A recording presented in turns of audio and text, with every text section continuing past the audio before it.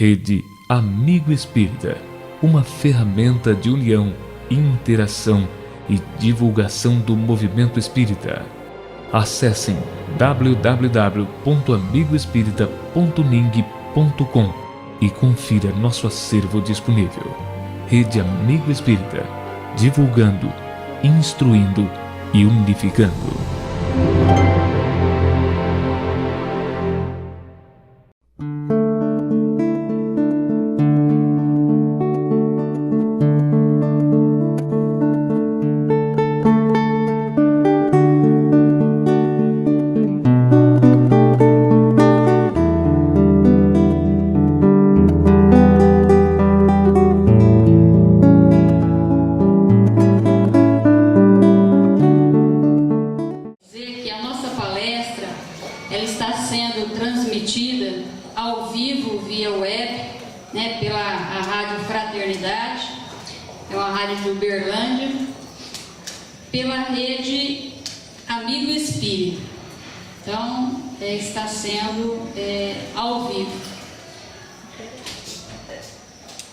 Nós gostaríamos, nesses instantes de prece, vamos fazer a prece para que a gente possa iniciar a nossa palestra. Senhor Jesus, Mestre e amigo incondicional de nossas vidas, lhe agradecemos, Senhor, esse momento, a oportunidade de estarmos aqui reunidos num punhado de corações, celebrando o aniversário da nossa casa. São 21 anos de persistência, de luta, de esforço, para que a gente possa conseguir auxiliar ao próximo e especialmente a nós mesmos, porque a única pessoa que ganha quando fazemos o bem somos nós mesmos, porque aprendemos e aproveitamos a oportunidade para ser melhor. Obrigado, Jesus, por acreditar em nós e permita com que possamos sempre lutar para sermos melhores, para conquistarmos um espaço. Obrigado, Jesus, e que assim seja. Nós vamos convidar agora Ana Guimarães para que ela faça a palestra.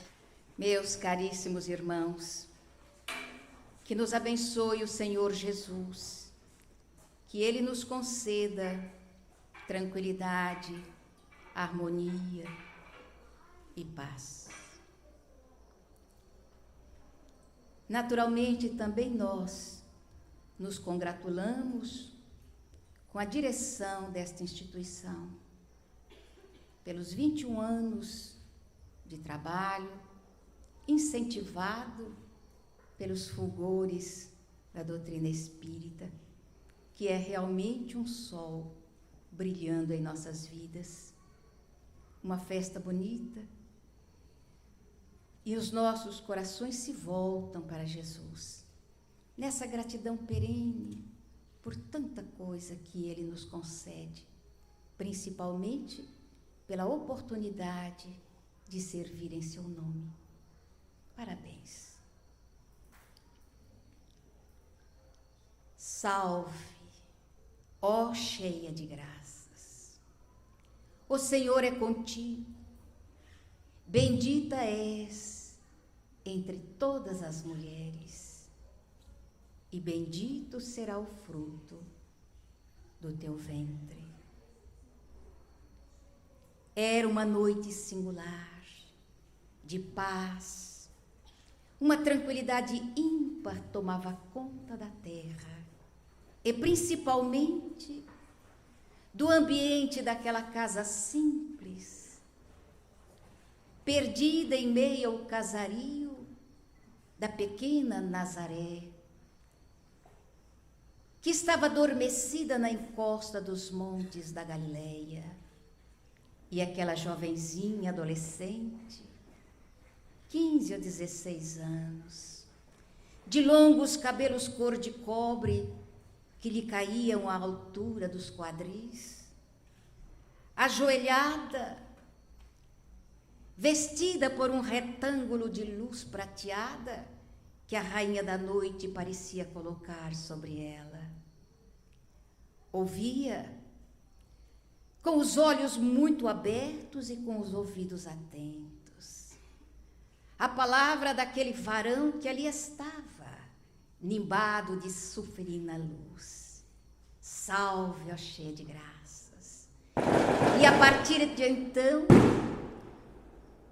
um breve diálogo se estabeleceu entre aquelas duas criaturas que naquele momento marcavam para todo sempre a vida da posteridade.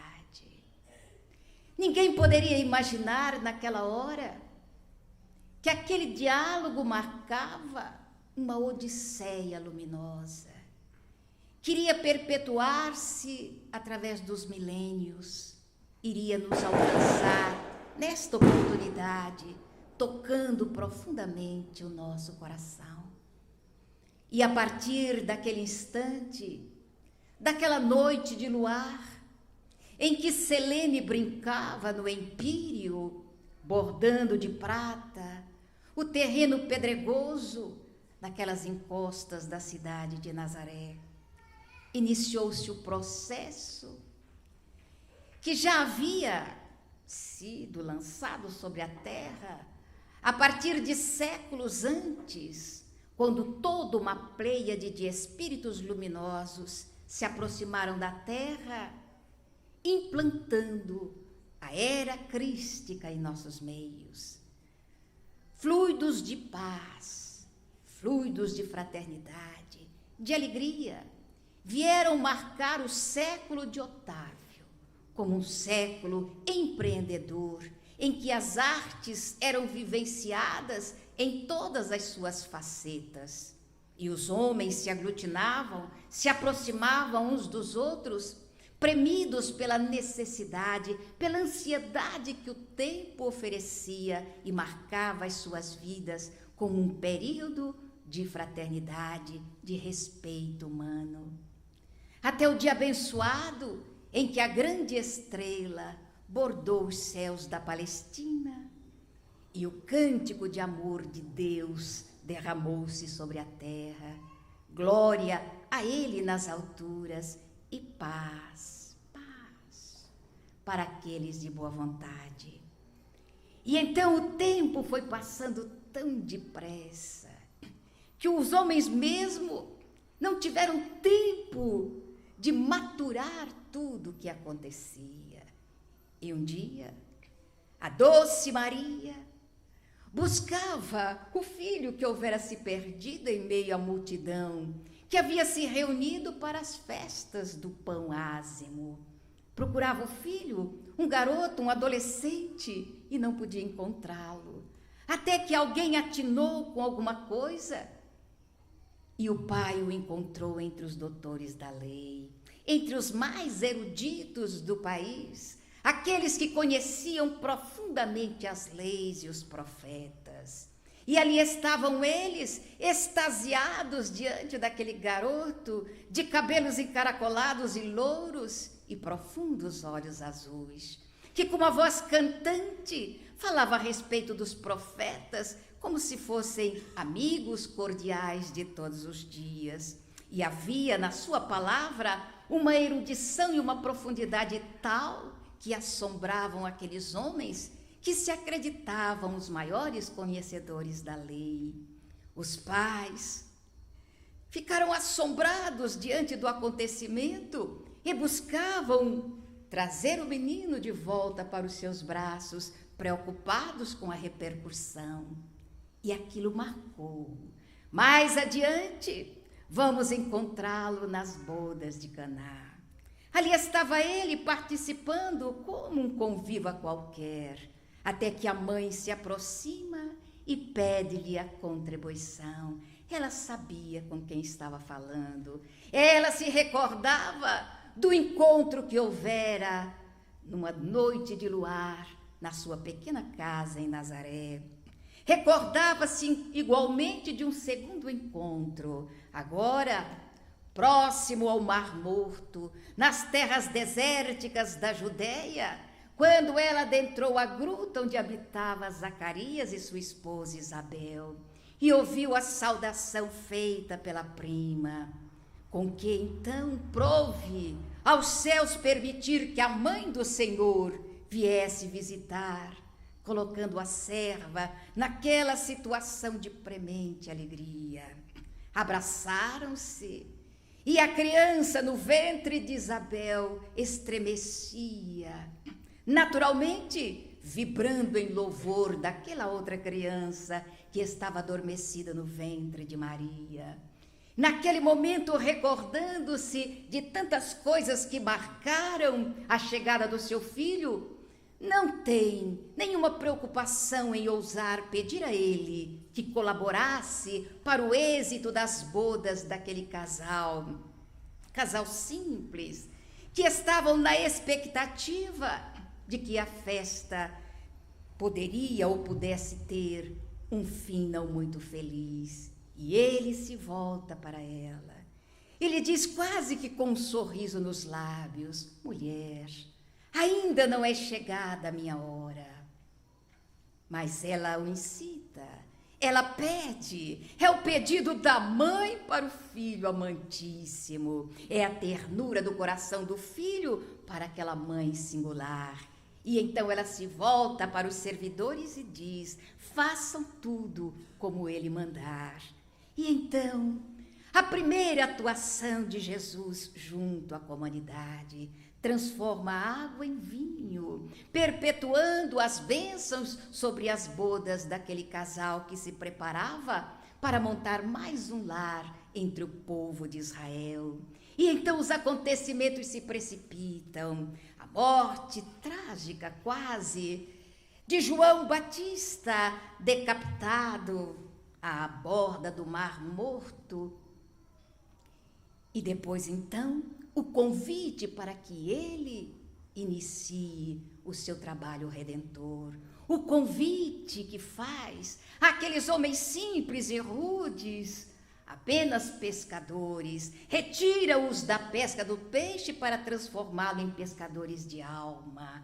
E então o processo de aproximar os céus da terra, transformando a visão que possuíamos de Deus, aquele Deus distante de nós, aquele Deus que pontificava nos céus lá longe, governando a vida dos seus adoradores da terra, para transformá-lo no Pai carinhoso, amigo, aconchegando nos braços os filhos da sua alma, do seu coração, que ele desejava transformar em legados de luz para toda a posteridade. E a sua pregação é toda ela voltada para a ternura e a afetividade. Os olhos eram olhos fraternais que observava a multidão que o buscavam, sedentas de luz, sedentas de agasalho e de aconchego.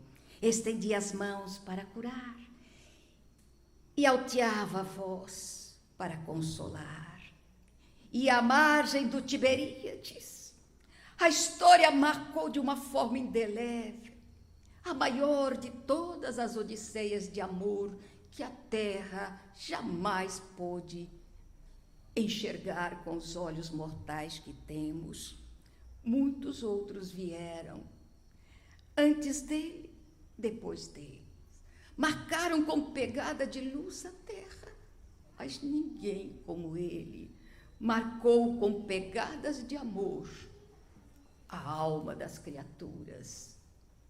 O seu encontro com a mulher samaritana foi a visão notável para o futuro, quando ele buscava altear o coração sofrido da mulher, dando-lhe um espaço na vida, aliás, um merecido espaço como co-criadora, participante ativamente do progresso da terra, quando guarda no ventre espíritos que retornam com tarefas no campo do bem ou apenas para pagar débitos do passado, ou mesmo para contrair novos débitos, mas sempre com a oportunidade de clarear a existência. A mulher se deslumbra diante da palavra dele e corre até a cidade para chamar os demais para que venham também ouvir um profeta diferente. O profeta que houvera contado a respeito da sua vida coisas passadas e coisas presentes, projetando-a para um futuro diferente, um futuro feliz. Caminhando pelas estradas pedregosas da Samaria, ele se defronta com almas atormentadas daqueles que eram segregados da sociedade, porque eram taxados de imundo, porque traziam o corpo marcado pelas manchas arroxeadas da enfermidade pertinaz que até hoje atormenta a humanidade. Leprosos, imundos, gritavam as criaturas, e eles mesmo, tilintando o guiso que traziam, gritavam para que se afastassem. Imundos, imundos. E todos temendo, sequer o roçar da sombra daquelas criaturas fugiam, mas ele não. Ele aproxima-se impertérrito, lindo, iluminado pela luz do sol, que faziam com que os seus cabelos tivessem reflexos de ouro. Aproximou-se daqueles homens e os limpou a todos. Eram 10 que foram limpos, 10 que se foram, e um apenas que retornou para agradecer. E ele pergunta, como para deixar para a posteridade a indagação. Não eram 10, apenas um voltou. A gratidão em nós é assim. A gente esquece com tamanha facilidade os benefícios recebidos e recordamos com uma intensidade profunda se alguém nos fere, se alguém nos magoa. Uma palavra ríspida não é esquecida nunca mais. A mão que se estende para levantar, para ajudar, essa nós esquecemos. Não eram 10, apenas um voltou. Mais tarde, encontra-se com outro daqueles segregados pela lei. E olhando para ele, pergunta, que queres de mim? E o homem, numa confiança ímpar, lhe diz, Senhor, se quiseres, Senhor, poderás limpar-me. E ele respondeu com a simplicidade de alma, simplicidade que ele legou para nós, mas que a gente não consegue incorporar ainda. Eu quero ser limpo, tão tranquilo. E ele, no entanto, nos disse, tudo o que eu faço, também nós podemos fazer. Se tivermos a fé, se tivermos a certeza de que realmente temos um vínculo com o Pai e somos herdeiros dele. A sua trajetória, toda ela pontilhada por momentos de afetividade. Aquela mulher transida pela dor, pelos tormentos do coração maternal atormentado pela loucura implantada no cérebro de sua filha.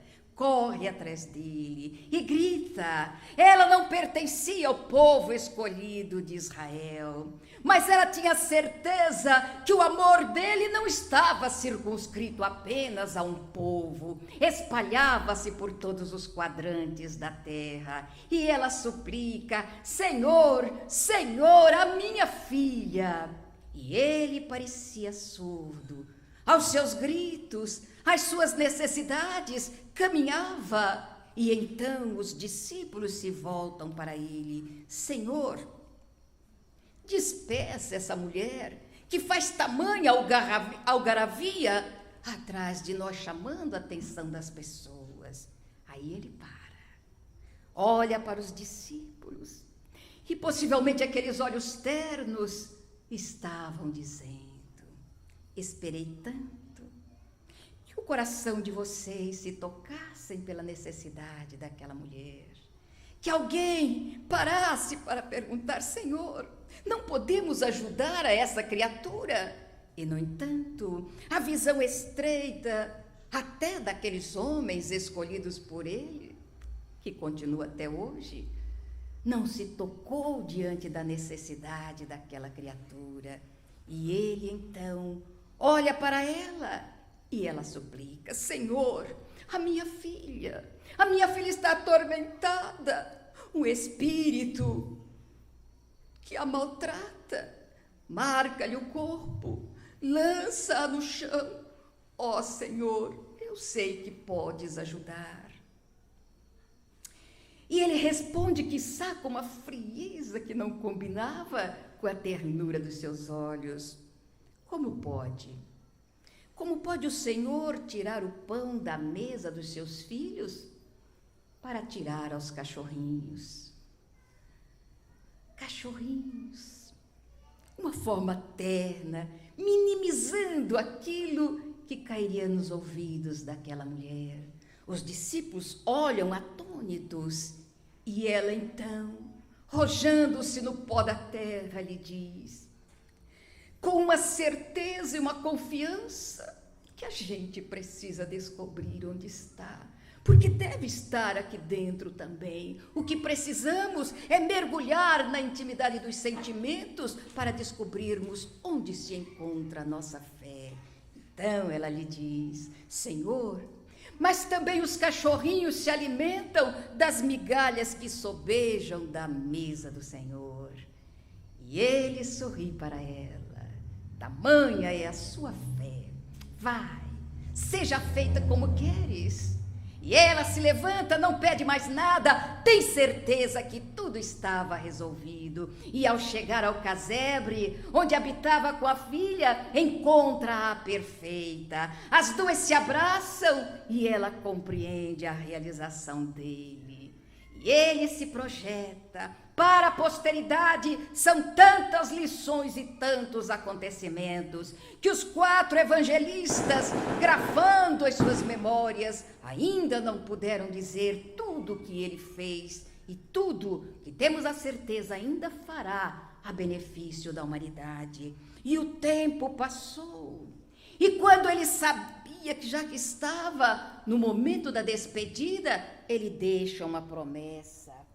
A promessa que nos alcançaria até hoje, a promessa que iria naturalmente beneficiar os nossos pensamentos, ideias, ideais para a construção de um mundo novo.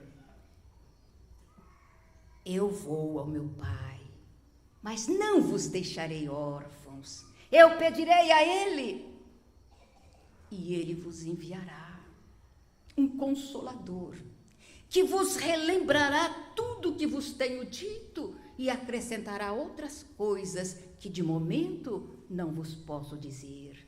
A visão premonitória de Jesus, a pré-cognição. Ele sabia que o tempo seria um algoz terrível para o pensamento que ele estava deixando na terra. Os séculos se dobraram e no 3º século, que marcou a vida do cristianismo de uma forma indelével, nós vimos passar esses séculos por uma vivência cristã tão extraordinária. Na igreja em que se reuniam os antigos cristãos, igrejas que não eram cerceadas por paredes ou por teto, onde quer que se reunissem para falar a respeito dos ensinos de Jesus, aquele local era considerado uma igreja. E a palavra dele era revivida por outras vozes, que falavam com uma fé tão extraordinária, que tocava, sensibilizava e modificava a cerviz daqueles que ouviam. E não havia pregadores e criaturas que ouviam, não haviam mestres e educandos, haviam irmãos que em torno do evangelho analisavam os postulados da forma mais fraternal possível. Todos tinham o direito de falar, todos tinham o direito de argumentar, Todos tinham o direito de expor os sentimentos diante dos ensinos de Jesus. E a fraternidade corria como um rio escachoante e célere, passando no seu leito para irrigar a terra. Assim também a fé transitava, irrigando o coração daquelas criaturas que se reuniam daquela forma fraternal. E dessa forma também não havia assistidores e assistidos, não havia pobres e criaturas que os socorrem. Haviam irmãos.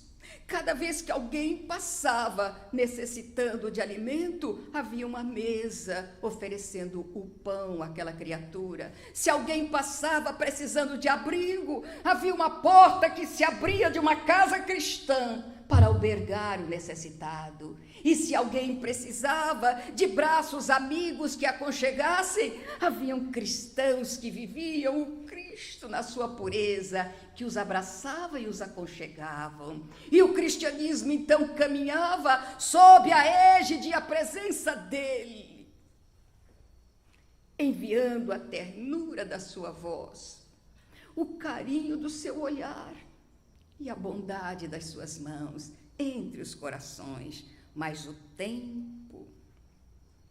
tempo que vai marcando a vida das criaturas e que marcam também a ingratidão e o esquecimento dos corações, também ele passou sobre o cristianismo. E a partir do 3º século, os homens começaram a enxergar naquele pensamento extraordinário que ali estava uma forma de autoprojeção, uma forma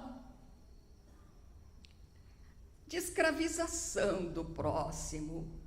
E à medida em que iam surgindo os diáconos, os bispos, os pregadores, as palavras de Jesus iam se afastando das criaturas, até que chega o ponto em que os homens se colocam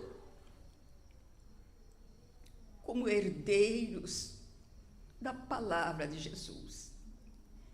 E o homem cada vez mais se aparta do Cristo.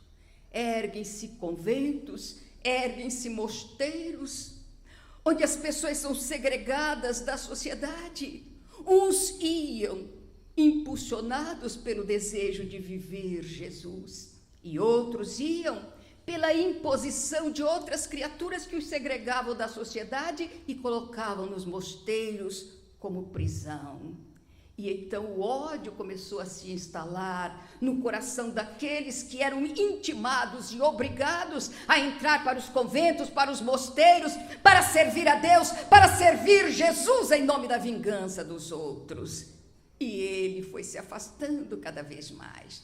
Não se tinha mais o direito de ler os evangelhos, não se tinha mais o direito de conhecer a palavra de Jesus, a não ser pela boca daqueles que haviam, entre aspas, recebido a autorização superior.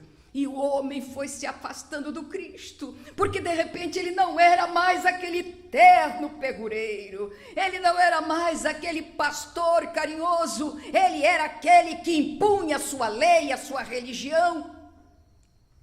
E se aqueles que ouviam não seguiam o seu mandato e os seus postulados, eram mandados para o inferno, eram mandados para os purgatórios da vida, eram apartados totalmente de Deus. E nós passamos a temer Deus, passamos a temer Jesus, e a humanidade foi entrando na escuridão da Idade Média. Agora traziam no peito apenas a visão de um Cristo que não consolava, de um Cristo que obrigava, que escravizava e que em nome de Deus matava as criaturas, e as guerras santas se estabeleceram. Em nome dele matava-se, roubava-se, vingava-se, e em nome de Deus a loucura tomou conta da terra. Há muitas moradas na casa do meu Pai. Eu vou para preparar-vos o lugar. Mas não os deixarei órfãos. Eu pedirei ao Pai Mas os séculos se dobraram. 1, 2, 10, muitos foram se dobrando, e ele foi ficando tão longe, ele foi ficando tão esquecido, ele foi ficando tão crucificado. E o seu sangue se derramava sobre nós, mas não de uma forma salvadora, mas numa forma escravizadora. E nós nos apartamos dele.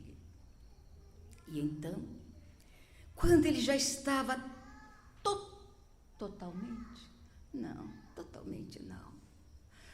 mas quando ele estava moribundo no coração do homem, e então os túmulos se abriram, as lápides racharam e os mortos se ergueram para dizer à humanidade toda: Jesus não está morto, não está crucificado, ele pontifica no cimo do Tabor, ele brilha como estrela imortal, é o sol do mundo a rebrilhar e a iluminar o coração das criaturas, e nós, os seus seguidores, não estamos mortos, estamos vivos.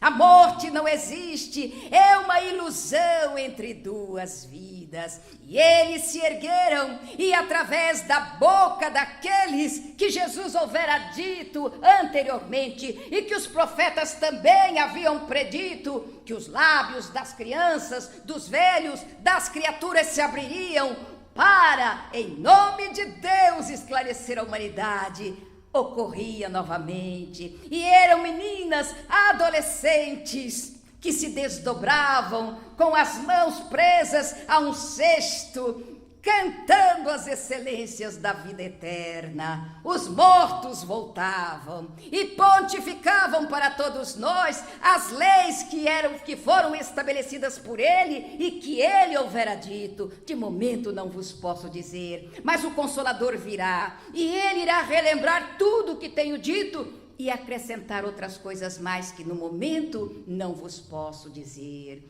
E foi então que o mestre Lyonês, o antigo druida, povo que havia sido destruído nas guerras santas, povo que havia sido destruído em nome de Deus, em nome de Jesus, em nome do orgulho, da vaidade e da maldade humana, ele retorna, antigo sacerdote, trazendo ainda na lembrança os postulados druidas que estavam acordes dentro do seu coração. E ele se defronta primeiramente com a visão de Mesmer, com os seus ensinos, pratica aqueles ensinos e guarda-os no coração. E quando o senhor Fortier o convida para participar de uma reunião com as mesas girantes, ele, que tinha uma mente lúcida e clara, que não se deixava engodar por sentimentos outros que não foram da verdade, ele assume: se alguém me provar que uma mesa tem cérebro para pensar e nervos para sentir, eu então vou acreditar que elas dizem respostas coerentes a indagações profundas. E ele vai participar na casa da senhora Plene Maison. E os espíritos apontam a ele o roteiro a seguir. E a partir de então, não descansou mais. Em 15 anos, ele ergue o maior monumento à cultura e à visão filosófica que o homem poderia ter. O Pentateuco, que nasceu de um pequeno opúsculo de 501 perguntas e respostas, a 18 de abril de 1857, se transforma então num monumento volumoso, profundo, extraordinário, que nós temos nas mãos na atualidade. O objetivo do Espiritismo é trazer Jesus de volta, é recordar os seus ensinos e fazer com que ele pontifique em nossas almas, que ele seja despertado em nossos corações. Você ama Jesus? E a resposta é lúcida: não, não ama, não. Você está tão distante dele. Nós, espíritas, amamos Jesus? Não, ainda não. Jesus para nós ainda significa apenas uma visão literária, uma visão erudita. Decoramos os seus ensinos que estão grafados em Lucas, Mateus, João e João Marcos. E depois repetimos esses ensinos aleatoriamente. E muitas vezes Jesus, na boca dos pósteros da atualidade, se transforma em piada, em motivos de gracejo. Jesus, o nosso Senhor, que apontou o caminho para a libertação do homem das coisas comezinhas do mundo, se torna chacota na boca dos desavisados. Mas nós, espíritas, podemos modificar tudo isso. Fizemos uma pequena brincadeira na nossa instituição. Em festa do final do ano, convidamos todos os participantes da nossa casa em 2 ocasiões, antes do Natal e antes do aniversário da casa, que é no dia 29 de dezembro. Antes do Natal, pedimos aos companheiros que estavam presentes que cada um, todos sem exceção, falassem durante alguns minutos, sem exceder a 5, a respeito de Jesus. Todos, ninguém se negou. Um falava 2 minutos, outro 3 minutos, 4, a respeito de Jesus. Falaram lindamente. No final do ano, fizemos o mesmo convite um pouco diferenciado. Agora, falarão também durante alguns minutos a respeito de Deus. Todos falariam e todos falaram. Foi totalmente diferente. O clima ficou impregnado de emoção. Aqueles que falavam se emocionavam e choravam. E aqueles que ouviam se emocionavam e choravam também. E então comentamos com eles. Por quê? Porque hoje, quando estão falando a respeito de Deus, vocês se enchem de emoção e vão às lágrimas. E na semana passada, falando de Jesus, eu não vi ninguém se emocionar, não vi ninguém derramar uma lágrima. Por que isso? Ninguém tinha coragem de responder. Mas nós sabíamos, todos sabíamos. Jesus é o crucificado do Gólgota. Jesus é a cruz que ornava o peito dos cruzados. Jesus era a figura que incitavam os realizadores da Santa Inquisição. Então, um homem que leva outros homens à guerra, um homem que tortura e mata outros homens, não pode despertar sentimento em nós. Não pode. Porque nós fazemos essa conexão e nos esquecemos de que não foi Jesus quem incitou as cruzadas. Não foi Jesus que pontificou na chamada Santa Inquisição. Não foi ele. Foram os homens que distorceram a sua vinda à Terra, que modificaram o sentido da sua presença e intentaram, em nome dele, escravizar o nosso coração. Da mesma forma que são os homens que criam as drogas, porque todas elas estão aí para beneficiar a humanidade. É o homem que pega a cannabis sativa, que é uma medicação homeopata, e transforma em vício que vilipendia e abastarda o ser humano. É o homem que muda.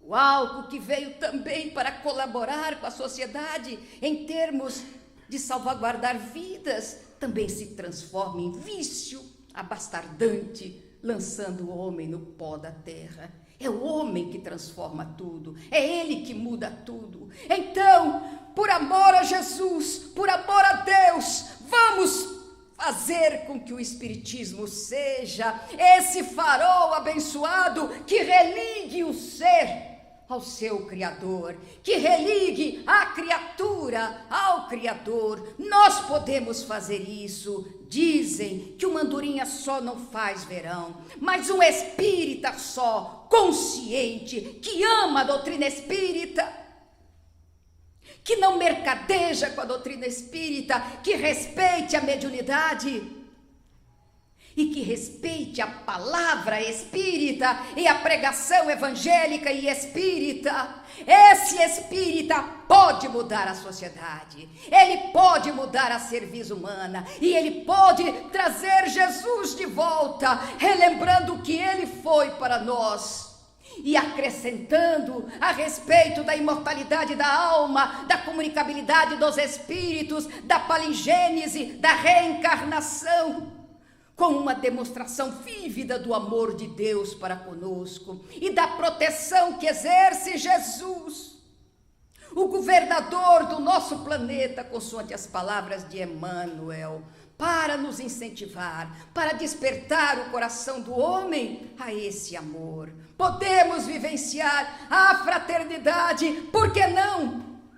Temos conosco uma visão da alteridade que precisamos exercer, que precisamos realizar, conviver com as diferenças, entender os nossos irmãos que não entendem as coisas como nós entendemos, ou então buscar o entendimento maior das coisas, criando vínculos com os nossos irmãos, ao invés de separatismo, ao invés da inveja, ao invés da maledicência, ao invés do desamor. Vamos vivenciar a fraternidade através do trabalho, da solidariedade, da tolerância, que é uma divisa da nossa doutrina. Vamos nos irmanar, como hoje, aqui, no momento festivo, quando uma instituição espírita canta 2 décadas de atividade. Vamos nos confraternizar. Tão bom que outras pessoas também se toquem e outras instituições cresçam também. Não que achássemos que havia necessidade de uma instituição que albergue crianças. Não. Melhor é quando nunca mais haja orfanatos. Melhor é quando nunca mais haver casas como estas. Melhor é que cada mulher abrace as crianças sem mãe com a ternura maternal, albergando-as dentro dos seus lares. Melhor é que as mães nunca abandonem seus filhos, nem produzam crianças aleatoriamente. Melhor é que os homens passem a respeitar as suas irmãs e se recordem que em cada uma dessas crianças sem lar, ele tem 23 cromossomos de responsabilidade.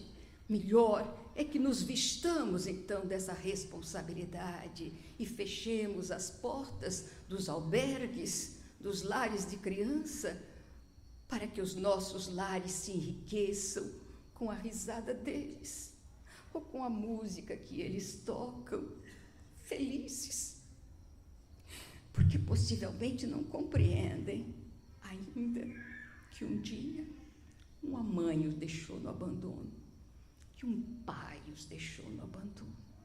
A gente pode mudar tudo isso, a gente pode construir um mundo de paz. Eu vos enviarei o Consolador, aquele que vos relembrará tudo o que vos tenho dito e acrescentará outras coisas que de momento não vos posso dizer. E o Consolador está em nossas mãos. O Consolador está aqui. Vamos tirá-lo daqui e vamos colocá-lo aqui no cérebro, raciocinando, porque o Espiritismo é uma filosofia racional. Depois vamos colocá-lo no coração para que ele se vista de sentimento. Aí então, escorrer pelas mãos para alcançar outros e outros e outros corações e fazermos da terra o mundo de regeneração para o qual estamos caminhando. Mas sem esquecer que, por enquanto, esta terra de provas e de expiações é o nosso palco, onde estamos aprendendo e apresentando o grande festival da vida, o festival da renovação, o festival da fraternidade. Abracemo-nos com carinho. Hosanas, mais uma casa espírita que aqui está, e que ela pregue o espiritismo na sua pureza, oferecendo à sociedade que aqui congrega, com a pureza, a beleza, a leveza, a intensidade e a profundidade, como diz Dr. Adolfo Bezerra de Menezes, tal qual o codificador nos legou essa doutrina ímpar em ternura, grandiosa na arte de esclarecer e profunda na arte de transformar os corações. Abracemo-nos, felicitemo-nos, ficamos felizes e recordando ela, que um dia foi saudada de uma forma que nenhuma outra mulher foi aqui na terra. Salve, ó cheia de graças. Mas você também pode ser saudada assim. Você que é mãe, você que não abortou os seus filhos de uma forma contundente, você que agasalhou seus filhos, você que toma conta deles, que os preserva, que os protege, também você é cheia de graças e o Senhor está contigo. E se for uma mãe amantíssima, será bendita nas vozes dos seus filhos e será também bendita na voz do seu companheiro.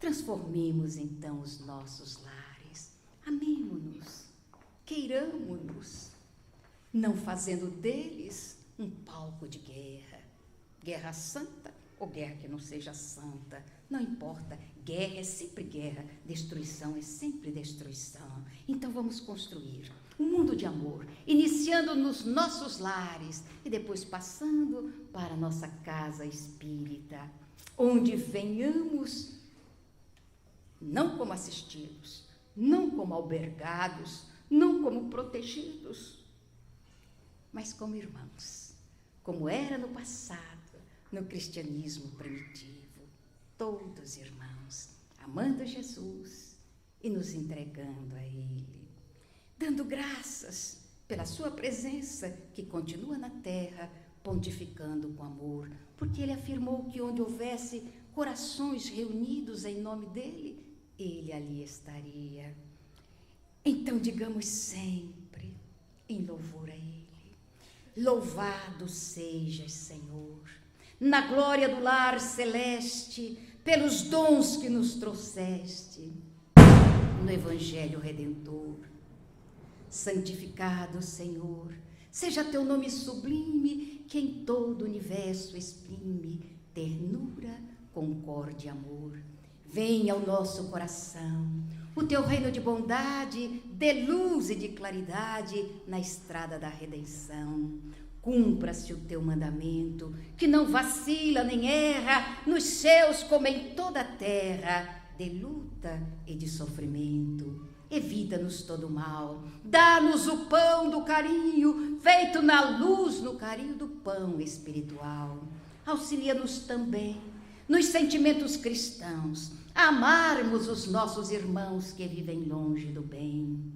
Com a proteção de Jesus, livra nossa alma do erro, neste mundo de desterro, distantes da tua luz. Que a nossa ideal igreja seja o altar da caridade, onde se faça a vontade do teu amor, Jesus. Que assim seja. Muito obrigada.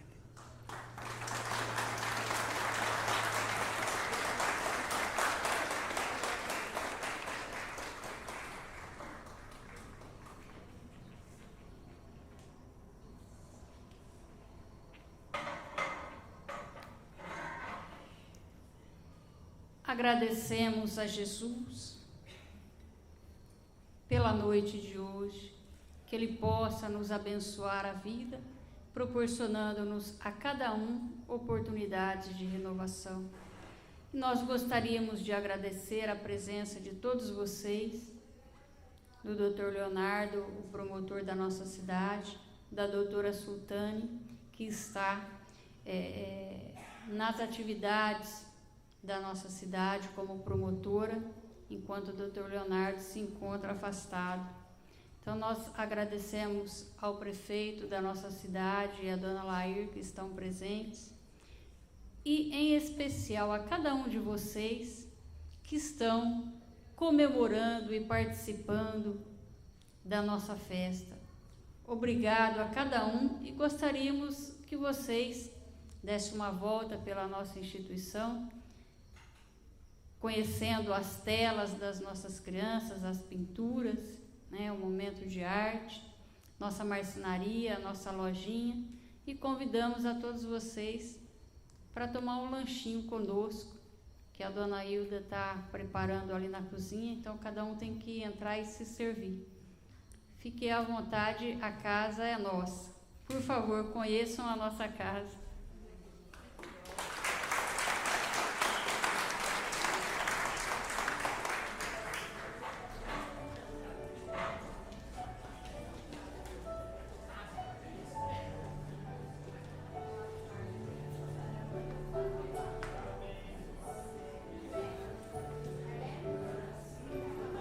Qual a idade das crianças que fizeram isso aqui? Entre 10, 8, aliás, 9 e 15, 9 e 16.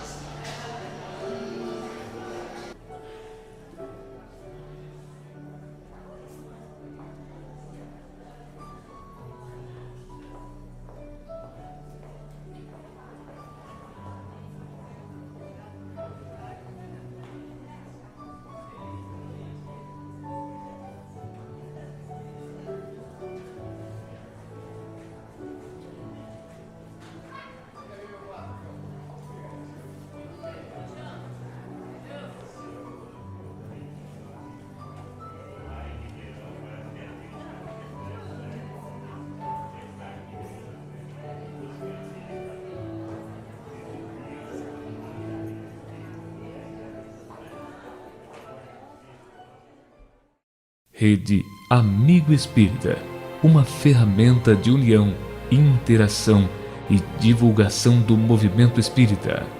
Acessem www.amigoespírita.ning.com e confira nosso acervo disponível. Rede Amigo Espírita, divulgando, instruindo e unificando.